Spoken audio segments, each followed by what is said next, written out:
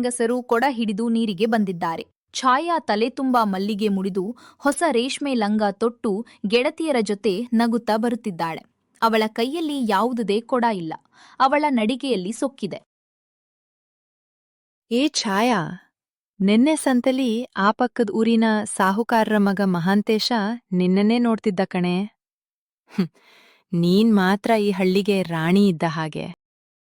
ನೋಡ್ಬಾರ್ದೇನು? ನನ್ನಂದಕ್ಕೆ ಆ ಪಟ್ಟಣದ ಹುಡುಗರು ಸಾಲಾಗಿ ನಿಲ್ತಾರೆ. ಈ ಹಳ್ಳಿಯ ಮಣ್ಣು ನನ್ನ ಕಾಲಿಗೆ ತಾಗೋದೇ ನನಗಿಷ್ಟ ಇಲ್ಲ. ನನ್ನ ಮದುವೆ ಏನಿದ್ರೂ ದೊಡ್ಡ ಕಾರಿಟ್ಟಿರೋ ಶ್ರೀಮಂತನ ಜೊತೆನೇ ಆಗೋದು.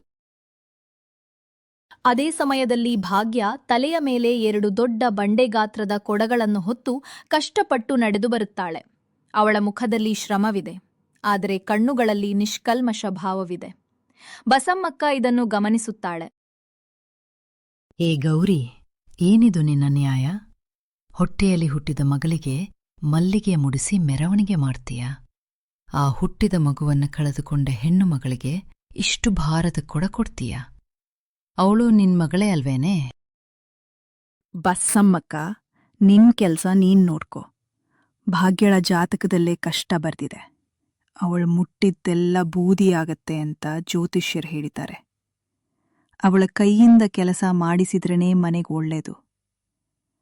ನನ್ ಛಾಯಾ ರಾಜಕುಮಾರಿ, ಅವಳ ಅದೃಷ್ಟ ಬೇರೆ. ಭಾಗ್ಯ ಏನೂ ಮಾತ್ನಾಡದೆ ಭಾರದ ಕೊಡಗಳೊಂದಿಗೆ ಮುಂದೆ ಸಾಗುತ್ತಾಳೆ. ಛಾಯಾ ಅವಳನ್ನು ನೋಡಿ ತಿರಸ್ಕಾರದಿಂದ ನಗುತ್ತಾಳೆ.